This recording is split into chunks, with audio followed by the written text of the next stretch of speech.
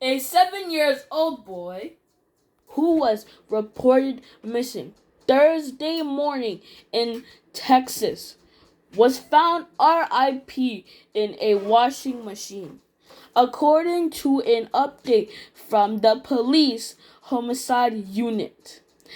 The parents of Troy made a missing person report at 5:20 a.m. According to the authorities, homicide unit police officer arrived to the missing boy's home and interviewed the parents. They also began a thorough search of the home. Around 7:20, officials found the boy fully clothed in the top load washing machine in the garage. Troy is a foster child who has possibly been adopted by the family in 2019, but the officials are still working to confirm that. No arrests have been made, but at this point, authorities said it was unclear if this was a tragic accident or if something may have happened to the child. Parents were detained and taken to the police station for their interview. No other child lived with the family.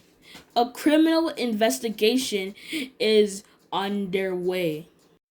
I'm still wondering how he got in the washing machine. If someone put him in the washing machine, or if he had an argument with his parents, so he went in there by himself and hid. He was a foster child, so that means he was adopted in 2019 according to the information. They were obviously not playing hide and seek because he was the only child living in the house with his foster parents. I'm wondering where Troy's real parents are. Why was he adopted? Where are his parents? Wow, I feel so sorry for him. May his gentle soul rest in perfect peace. I hope you all have a wonderful time. Josh reporting.